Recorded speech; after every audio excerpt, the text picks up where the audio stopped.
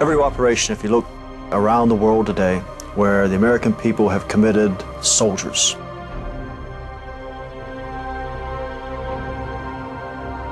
combat operations, peacekeeping, peace support missions, guerrilla insurgency kind of fights, humanitarian relief, humanitarian support. All those operations, their mission success depend on boots on the ground.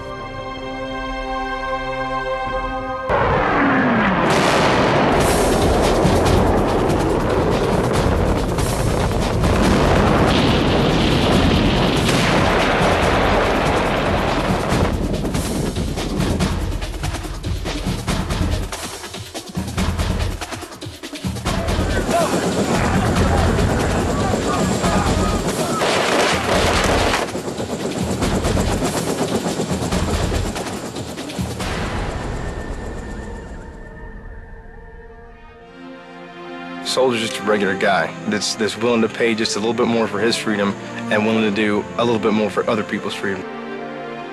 We're raised in the same small town, born and raised there, never left, never went anywhere. He joined the military a year after he graduated high school. We were really just kids then. They're no different than the Joe or the Jane that grew up with them, but they have done something else that most of the Americans don't do. They stepped forward, raised their hand, taken an oath of office to their country. I have pledged my loyalty, my oath to the nation. I cannot tell you the pride that is instilled in that statement. They're terrific fighters, and there is a sense of personal courage, teamwork, and initiative that many of us think distinguishes them when you look back over the 200-plus years of our history. Putting boots on the ground is nothing new. Our Army's been doing this for over 230 years. Putting boots on the ground and making a difference. I am a veteran of all three wars. I go when they call me. The days of my father and my grandfather going off to fight a war and returning home to flags and parades and going back to civilian life, that's not what this war is all about. It's being fought by long service professionals dedicated to the profession of arms, willing to treat service in the American Army as a lifelong career choice and a commitment.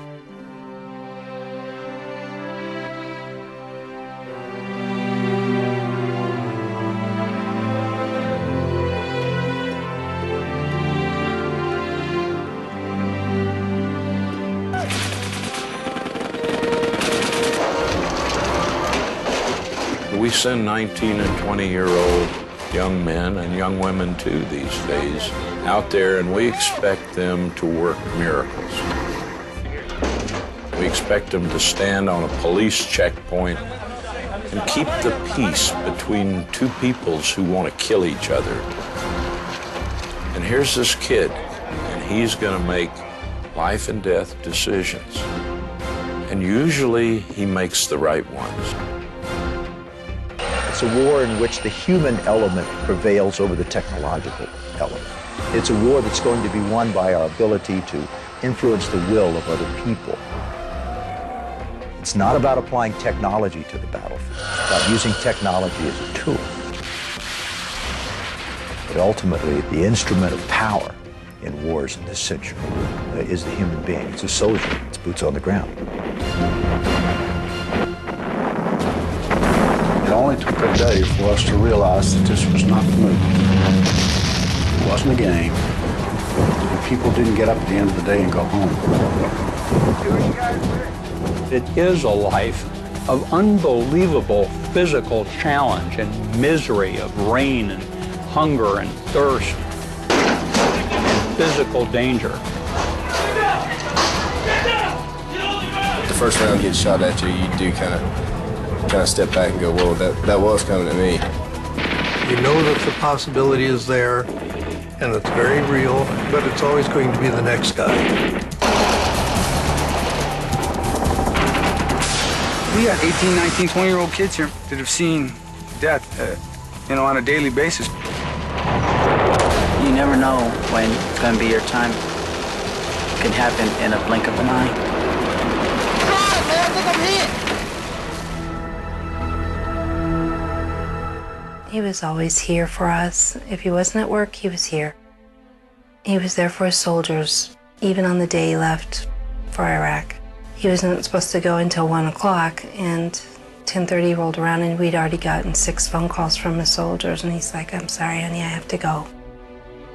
It was maybe 5 or 10 minutes till 10. The morning of Sunday, April the 9th, we were going to relieve another squad of soldiers at an intersection in the city of Ramadi, and we never made it there. We were maybe 50 to 100 meters from the intersection, and we got hit by an IED. I've never met a better leader, a better NCO than Sergeant Emerson. He cared about his soldiers more than anything. It was really hard losing a friend that close. He just seemed invincible. So now that he's not here, it's kind of a shock. I don't think people do comprehend the sheer terror of war, the fear of war, and the enormous suffering that goes on. Different name of the war, but the same brutality, the same suffering. No one understands without having gone through it. Soldiers don't want to die. But what makes them different and special is that they're willing to. They do it for one another, and they do it out of a profound yet simple sense of duty. Guy comes walking in, walking a little funny. Why is he walking funny? What happened? Well, I lost a leg. Oh, well, what can I do for you? I want to re-enlist. Where do we find people like that?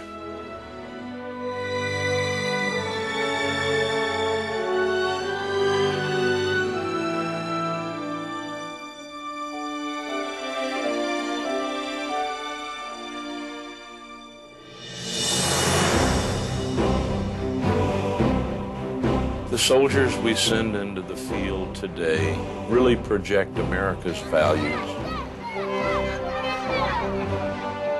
They go into the worst sort of situations all around the world.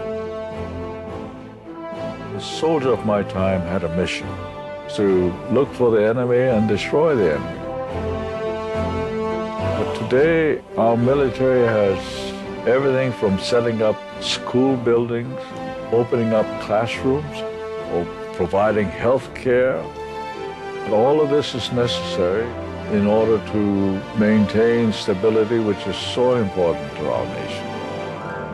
Soldiers continually tell me how diverse their missions are. On the one hand, a young man or woman could be serving in Iraq, the next year in Afghanistan, the year after that in Hurricane Katrina.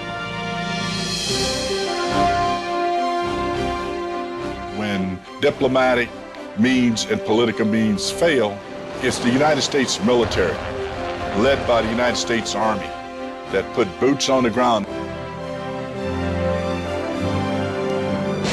And when the American soldier hits the ground, the world knows that we are serious about our objectives. My proudest moment in the Army was in late January 2004 when we watched the Iraqis conduct their very first free elections.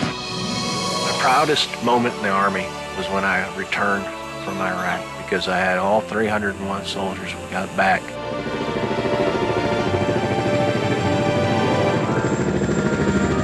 The proudest moment of my service was when we got to go down and help the citizens of New Orleans. Tons and tons of people thanking me and hugging me, and you know, they're so appreciative because their world was completely turned inside out, and it's something that you can't explain to someone that didn't experience it. And one lady shook my hand and she said, "Thank you." She said, "I don't know your name. I don't need to know your name." She said, "The uniform speaks alone." I think the Army uniform is more than just a symbol of the military. People see the Army uniform as a sign of relief, a sign of help, and a sign of safeguard.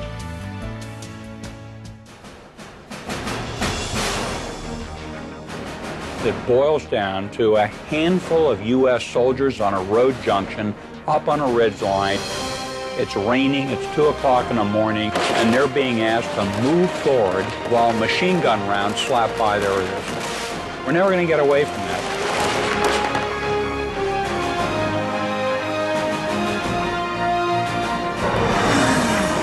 When the Air Force flies over, it's important. It's a show of force.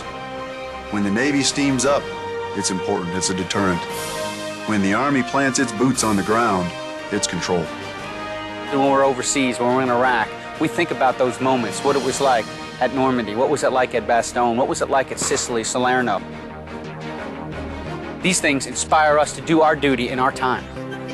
And it's our responsibility to make sure that they're properly equipped and they're trained and they're properly paid to perform this very, very difficult task. Well, then you got to be ready. You got to have everything together, because you don't know when that phone call comes. If you don't have the boots on the ground, walking the streets, you're not going to hold that ground. I think there was just an inner drive for him to be the best American soldier that you could possibly be. He didn't want anything in return. He just wanted to serve. Thank God we've got young soldiers with the physical courage, the training, and the initiative to stand up and defend America in these kinds of situations. You put your best foot forward and you keep going, and that would be your boots on the ground.